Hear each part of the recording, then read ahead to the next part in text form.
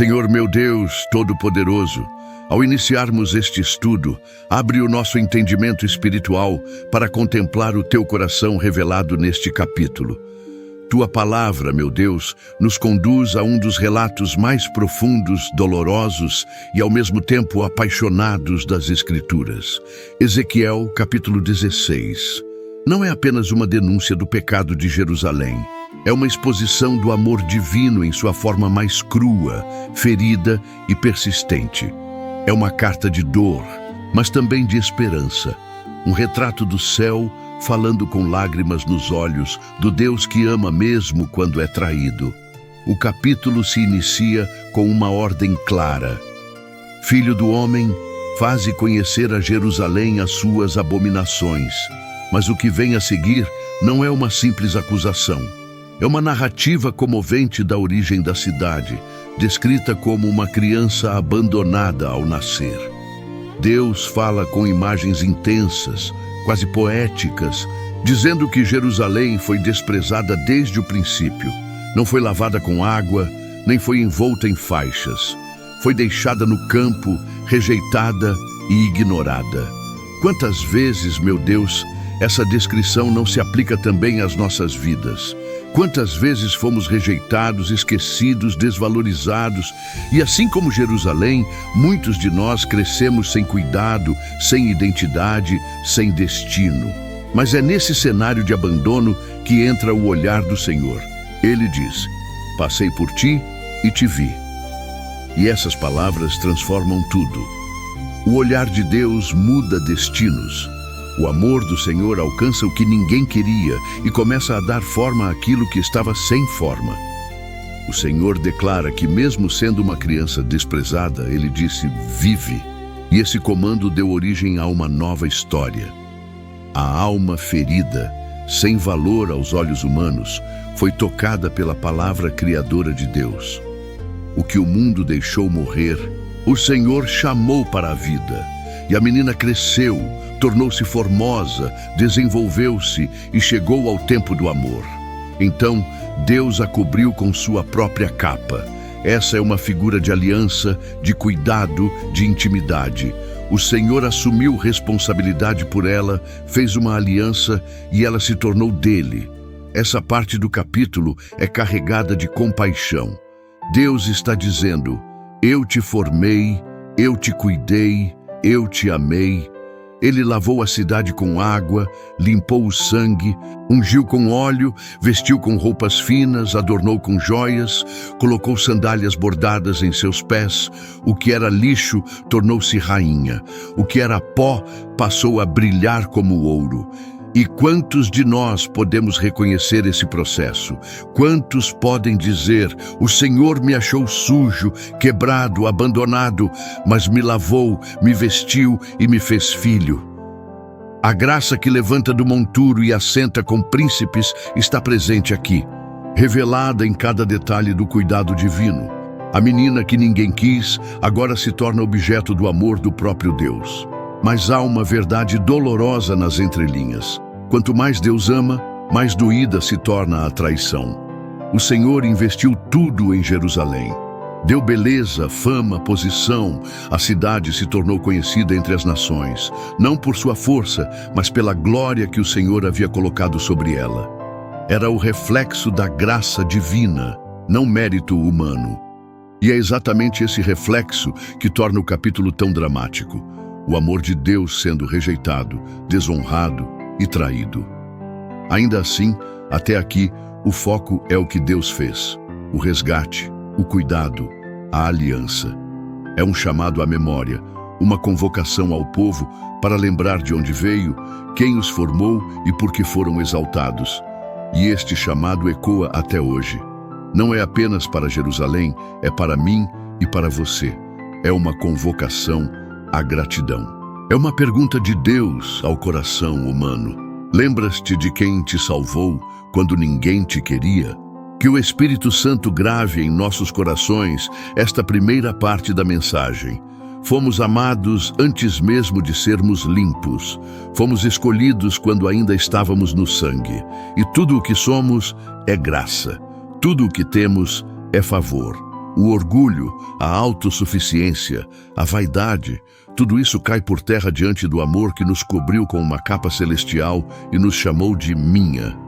Depois de revestir Jerusalém com honra, beleza e dignidade, o Senhor revela o que aconteceu com o coração daquela que foi tão amada. A narrativa muda de tom. O texto sagrado agora mergulha em um lamento profundo, revelando a infidelidade daquele que havia sido levantado do pó. Mas confiaste na tua formosura e te corrompeste por causa da tua fama. Assim começa a denúncia divina, com um peso de tristeza e indignação. A cidade, enfeitada por Deus, deixou de ver a origem de sua glória. O que era para ser reflexo da bondade do Senhor se tornou fonte de orgulho e vaidade. O que era dom foi tratado como conquista. O que era graça foi transformado em ostentação. E a partir daí começou a corrupção. Jerusalém se entregou à prostituição espiritual. Usou os dons dados por Deus para seduzir os ídolos. Fez altares com as joias que o Senhor lhe dera. Ofereceu sacrifícios com o incenso santo. Cada peça que fora símbolo de aliança virou instrumento de traição. Essa imagem é dura, mas necessária.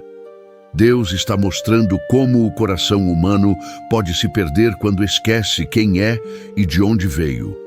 Quando a bênção é colocada acima do abençoador. Quando a criação é preferida ao Criador. Quando o brilho substitui a essência. Ezequiel, capítulo 16, é um espelho que expõe o orgulho disfarçado de gratidão, a vaidade vestida de espiritualidade. Jerusalém se deitou com os egípcios, se curvou diante dos assírios, procurou os babilônios, não como alianças estratégicas, mas como traições espirituais. Era como uma esposa infiel que, mesmo tendo tudo, corria atrás de outros amores. E o mais doloroso é que o Senhor diz: nem como uma prostituta foste, pois as prostitutas recebem pagamento, mas tu pagaste a todos os teus amantes. Ela pagava para ser usada. Ela se humilhava para ser desprezada. Era uma busca desenfreada por aceitação, por aprovação, por identidade, em tudo, menos em Deus. Quantas vezes isso não se repete hoje? Quantas vezes usamos aquilo que Deus nos deu, tempo, talentos, recursos, influência, para construir altares a nós mesmos ou para nos vender a sistemas e valores contrários ao reino? Quantas vezes negociamos nossa fé por conveniência, por status, por desejo de pertencimento? Quantas vezes pagamos caro para sermos aceitos, admirados ou reconhecidos, enquanto o Senhor, que nos amou primeiro, é deixado de lado? Essa parte do texto não é apenas acusação, é diagnóstico. Deus está expondo o coração da cidade para mostrar a raiz da queda, o esquecimento de quem a amou primeiro. E esse esquecimento levou à autoidolatria. Jerusalém não apenas abandonou o Senhor, ela fez de si mesma um Deus. Confiou na sua própria formosura, se sentiu dona da própria história e usou os recursos do céu para adorar o mundo. E o resultado foi devastador. O brilho virou vergonha. A fama se tornou escândalo. Aquilo que era santidade se corrompeu em sensualidade. O que era templo virou mercado. O que era aliança virou adultério. E o coração de Deus, ferido, chora. O Senhor não apenas aponta os pecados, ele sente a dor da traição. Ele não fala como juiz distante, mas como marido ferido. Ainda hoje, esse grito ecoa. O Espírito Santo nos chama ao arrependimento, não apenas por atos exteriores, mas por motivações ocultas.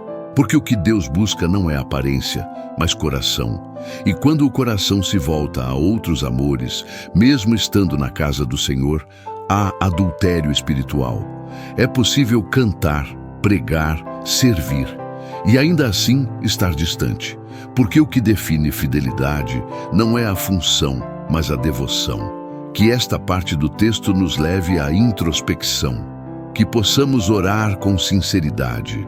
Senhor, mostra-me onde te traí com meus próprios caminhos. Revela os ídolos escondidos, quebra os altares secretos que levantei para mim mesmo. Não quero ser como Jerusalém, que trocou tua aliança por aplausos vazios. Deus não está buscando perfeição externa, mas um coração contrito. A palavra diz que Ele não despreza um espírito quebrantado. Por isso, ainda há esperança. Mesmo depois de tanta infidelidade, o Senhor ainda está falando. E quando Deus ainda fala, é porque ainda há chance de retorno. O clamor de Deus alcança um novo tom. Já não é apenas lamento, mas justiça. O Senhor não se cala diante da traição. Ele não ignora o adultério espiritual de Jerusalém. Chega um momento em que o amor ferido exige correção. A voz de Deus, antes suave e cuidadosa, agora se ergue com força para declarar o juízo. Portanto, ó meretriz, ouve a palavra do Senhor. O início desse novo bloco é um chamado à responsabilidade. Deus começa a descrever o castigo que virá sobre Jerusalém. Mas observe, mesmo no juízo, o Senhor é justo. Ele não age impulsivamente, nem movido por vingança. Ele declara o motivo, apresenta as provas e então pronuncia a sentença. É o juízo de um Deus santo que ama profundamente, mas que não tolera o pecado indefinidamente. O que Jerusalém fez não foi apenas um deslize, foi uma rebelião completa. Ela sacrificou seus próprios filhos aos ídolos, derramou sangue inocente, corrompeu a terra com abominações. O que deveria ser um altar de adoração ao Senhor virou um cenário de horror espiritual. O Senhor diz: por causa de todas as tuas abominações, eu te reunirei com os teus amantes, e contra ti trarei julgamento. Aquilo que parecia proteção revelará sua verdadeira face. E esse princípio se repete. Tudo o que o homem planta, isso também colherá. Não há aliança verdadeira fora da aliança com Deus. O mundo promete segurança, mas entrega a escravidão. Promete aceitação, mas termina em humilhação. A descrição do castigo é simbólica e intensa. Jerusalém será despida diante dos seus amantes. Seus adornos serão tirados. Sua beleza será exposta à vergonha. O que era privado será revelado. Não como espetáculo cruel, mas como exposição de tudo o que foi feito em segredo. Deus está dizendo: eu te vestia com dignidade, mas agora, porque rejeitaste minha aliança, verás o que significa estar entregue ao mundo. Será tratada como tratou os outros. Deus diz: farei contigo como fizeste. Não é desforra, é justiça. O Senhor está restabelecendo a verdade, e essa verdade expõe a gravidade do pecado. Mas ainda aqui há um fio de esperança implícito, porque o Deus que julga é o mesmo que fala. E enquanto Deus ainda fala, ainda há chance de arrependimento. Mesmo na sentença, o Senhor está chamando Jerusalém à consciência.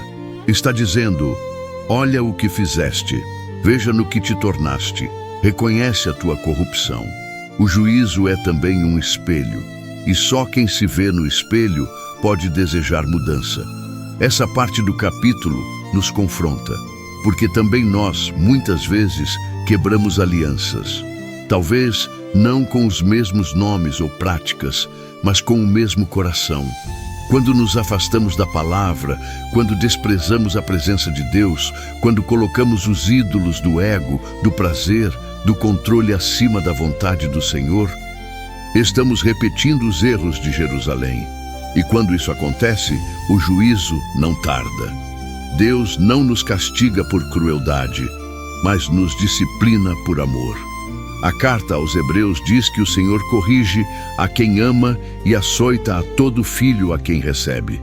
A disciplina divina não é o fim, é o caminho para o arrependimento. É um alarme tocando para nos tirar do sono espiritual. É um chamado forte para voltar antes que seja tarde demais. Que esta parte do estudo nos leve à reverência. Que não tratemos com leveza o pecado, nem brinquemos com a graça. O mesmo Deus que cobre com capa de amor é o Deus que remove os adornos da idolatria.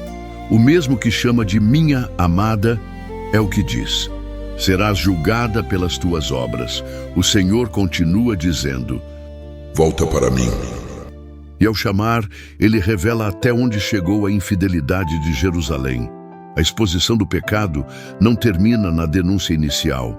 Ela se aprofunda. O Deus que ainda ama também é o Deus que compara. E o que ele diz a seguir é um golpe direto no orgulho da cidade.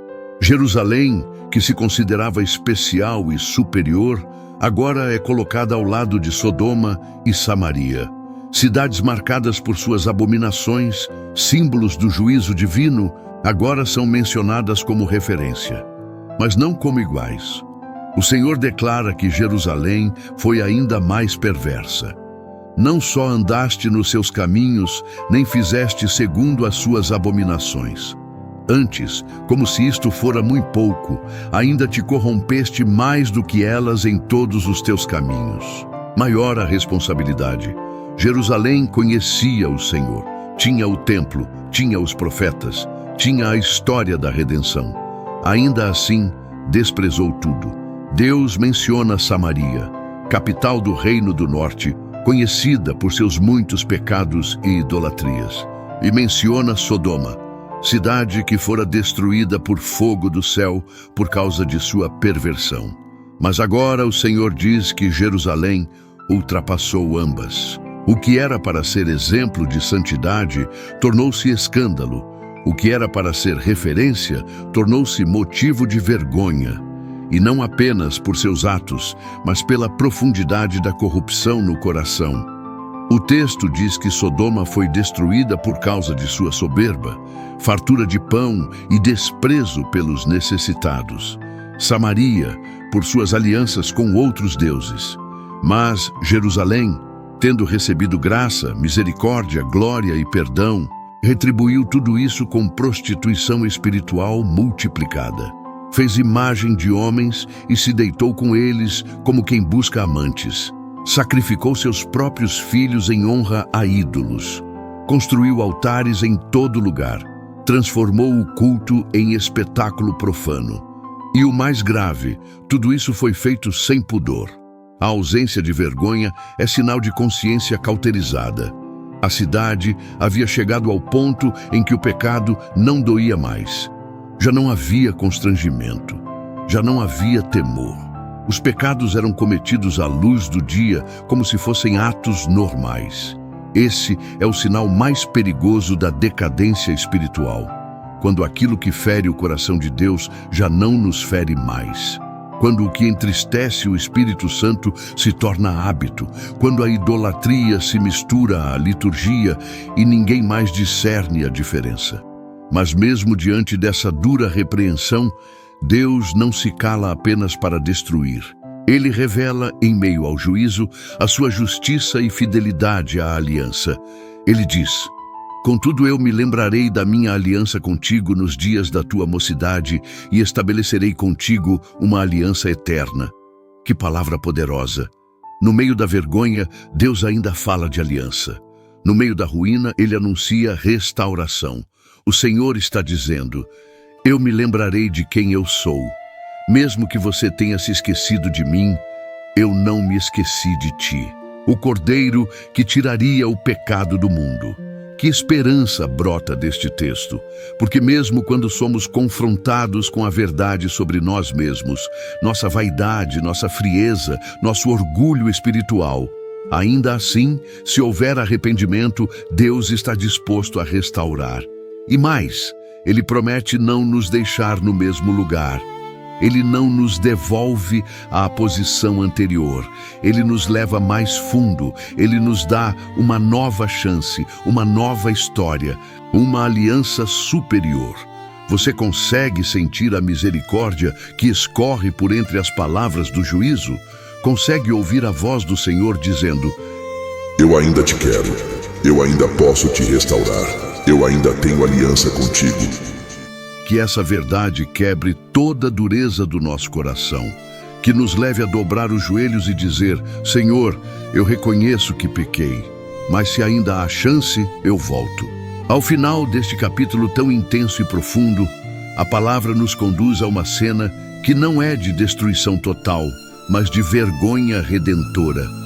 A disciplina divina não vem para extinguir, mas para revelar e transformar. Ezequiel registra as palavras do Senhor com um peso que não destrói, mas que desarma, para que te lembres e te envergonhes e nunca mais abras a tua boca por causa da tua vergonha, quando eu expiar tudo o que fizeste, diz o Senhor Deus. É como se o Senhor dissesse: tu me feriste, mas eu ainda escolho te curar. Tu me rejeitaste, mas eu ainda me lembro de ti. Tu foste infiel, mas eu permanecerei fiel à minha promessa. E isso nos quebra por dentro, porque nenhum coração permanece endurecido diante de um amor assim. Nenhuma alma continua altiva quando descobre que, mesmo merecendo o abandono, foi encontrada de novo por um Deus que não muda. A promessa final do capítulo não é de destruição, mas de restauração. Não se trata de apagar o passado, mas de perdoá-lo com profundidade e sabedoria. O Senhor diz que estabelecerá uma nova aliança e que isso gerará em Jerusalém um arrependimento tão verdadeiro que ela não conseguirá mais se justificar. E quando não há mais desculpas, há espaço para a graça. Quando o homem para de tentar se defender, Deus começa a reconstruir. Esse é o ponto mais alto de todo o capítulo, o escândalo da graça.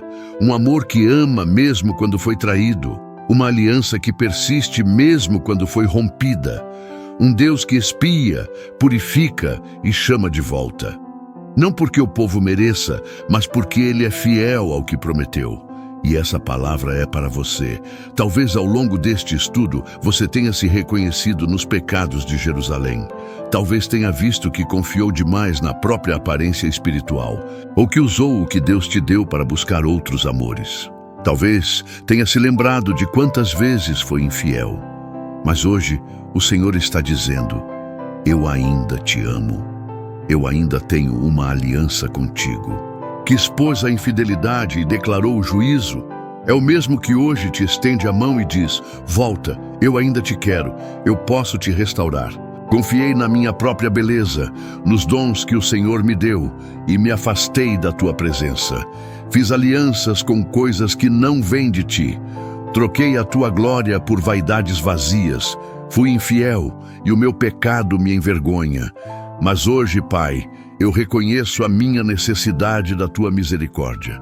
Não tenho desculpas, não tenho justificativas. Tenho apenas arrependimento e sede de volta.